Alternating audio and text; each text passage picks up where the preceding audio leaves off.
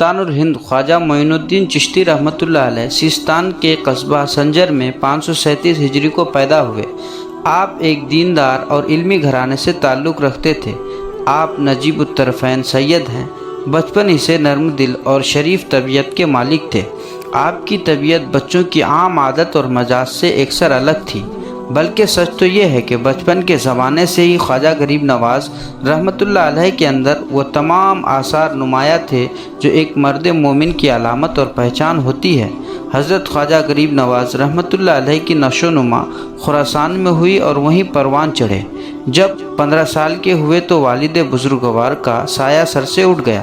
ترکا میں ایک باغ ملا ہوا تھا، اس کی نگہبانی کیا کرتے تھے۔ ایک دن ابراہیم نامی ایک بزرگ باغ میں آئے۔ خواجہ رحمۃ اللہ علیہ نے ان کی خدمت میں انگور کے گوشے پیش کیے، لیکن انہوں نے انگور نہیں کھایا اور کھلی کے ایک ٹکڑے کو دانتوں سے چبا کر خواجہ غریب نواز رحمۃ اللہ علیہ کو دیا۔ اس کھلی کا چبانا تھا کہ حضرت کا دل انوار الہی سے معمور ہو گیا۔ علائق کو چھوڑ کر طلب حق کے لیے اٹھ کھڑے ہوئے اور سمرقند و بخارا پہنچے۔ وہیں کلام پاک حفظ کیا اور علوم ظاہری کی تکمیل فرمائی۔ تعلیم مکمل کرنے کے بعد عراق پہنچے اور حضرت خواجہ عثمان ہارونی رحمۃ اللہ علیہ سے شرف بیعت حاصل کی۔ کچھ دنوں تک مرشد کی خدمت میں رہے اور طریقت و معرفت کی منزلیں طے کی۔ پھر جب عشق رسول صلی اللہ علیہ وآلہ وسلم کی تپش بڑھی تو مدینہ طیبہ کا ارادہ کیا۔ وہاں کچھ دن گزارنے کے بعد بارگاہ نبوی سے اشارہ ملا کہ ہندوستان جاؤ اور دین اسلام کی تبلیغ کرو۔ خواجہ غریب نواز رحمۃ اللہ علیہ مختلف مقامات مقدسہ کی زیارت کرتے ہوئے ہندوستان تشریف لائے۔ آپ جس وقت تشریف لائے اس وقت ہندوستان میں ہر طرف کفر و ضلالت کا بازار گرم تھا۔ انسانیت انسانوں کے ہاتھوں پامال ہو رہی تھی۔ لوگ ایک خدا کی پرستش کے بجائے کئی خداؤں کا تصور رکھتے تھے اور طرح طرح کے خرافات میں مبتلا تھے۔ ایسے حالات میں آپ نے توحید و رسالت کی ایسی شمع روشن کی کہ اس کی روشنی سے سرزمین ہند آج تک منور ہے اور تا قیامت یوں ہی منور رہے گی۔ ہر دور میں ہندوستان کے حکمرانوں کو خواجہ غریب نواز رحمۃ اللہ علیہ سے بے حد اور بے پناہ عقیدت رہی ہے۔ اس کے شواہد تاریخی دستاویزات کے ساتھ ساتھ درگاہ اجمیر شریف میں ان بادشاہوں کی حاضری، تعمیرات اور نظر و نیاز جیسے اعمال ہیں۔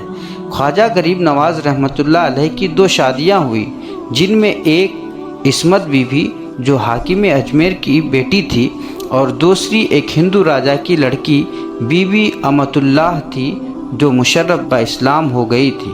خواجہ غریب نواز رحمۃ اللہ علیہ کے 3 بیٹے تھے، جن کا نام سید فخر الدین، سید ضیاء الدین ابو سعید اور سید حسام الدین رحمۃ اللہ علیہم تھے۔ ایک بیٹی بی بی حافظہ جمال رحمۃ اللہ علیہا تھی۔ ایمان کی اصل یہ ہے کہ مومن کے اندر رسول اکرم صلی اللہ علیہ وآلہ وسلم کی محبت ماں باپ، اولاد اور مال بلکہ ہر چیز سے زیادہ ہو۔ جس قدر رسول اللہ صلی اللہ علیہ وآلہ وسلم سے محبت ہوگی اسی قدر ایمان میں مضبوطی آئے گی۔ خواجہ غریب نواز رحمۃ اللہ علیہ کے معمولات دیکھنے سے واضح ہوتا ہے کہ ان کی تمام زندگی عشق الہی اور عشق رسول صلی اللہ علیہ وآلہ وسلم میں گزری۔ اللہ عز و جل اور رسول اللہ صلی اللہ علیہ وسلم کا ذکر بہت ہی والہانہ انداز سے کرتے اور ہمیشہ اس بات کا خوف رہتا کہ کہیں حقوق اللہ اور حقوق العباد میں کوئی کوتاہی نہ ہو جائے، جس کے سبب کل قیامت میں اللہ عز و جل اور رسول اللہ صلی اللہ علیہ وآلہ وسلم کے سامنے شرمندہ ہونا پڑے۔ مجاہدے کا عالم یہ تھا کہ بہت ہی کم سوتے، اکثر عشاء کے وضو سے فجر کی نماز ادا کرتے، کثرت سے کلام پاک کی تلاوت کیا کرتے۔ کسی شہر میں پہنچتے تو قبرستان میں قیام کرتے اور جب لوگوں کو ان کی خبر ہوتی تو وہاں سے چل دیتے۔ بدن پر برابر فقیرانہ لباس ہوتا، اگر وہ کہیں سے پھٹ جاتا تو جس رنگ کا کپڑا ملتا اسی کا پیوند لگا لیتے۔ کھانا بہت کم کھاتے، اکثر روزہ رکھتے۔ بعض لوگوں نے یہ لکھا ہے کہ آپ صائم الدہر تھے۔ سفر میں تیر و کمان، نمک دان اور چکماک ساتھ رکھتے تھے تاکہ افطار میں کوئی دقت نہ ہو۔ یوں تو تمام صوفیاء اور اولیاء حلیم و بردبار اور عفو درگزر کا پیکر ہوتے ہیں، لیکن خواجہ غریب نواز رحمۃ اللہ علیہ کی یہ درویشانہ صفت کمال کو پہنچی ہوئی تھی۔ یا رب حبلی امتی کی طرز پر اپنے مریدین و متوسلین کے لیے دعائیں کرتے اور اپنے ہر عمل سے سنت نبوی صلی اللہ علیہ وآلہ وسلم کا پیغام دیتے، پڑوسیوں کا بھی اچھی طرح خیال رکھتے۔ جب کوئی ہمسایہ انتقال کر جاتا تو اس کے جنازے میں شریک ہوتے، لوگ واپس لوٹ جاتے، لیکن آپ دیر تک ان کی قبر کے پاس دعائیں کرتے رہتے۔ عذاب قبر کا خوف بھی آپ میں اس حد تک تھا جب کبھی قبر کا ذکر آتا تو چیخیں مار کر رو پڑتے۔ خواجہ غریب نواز رحمۃ اللہ علیہ سماع کا بھی ذوق رکھتے تھے۔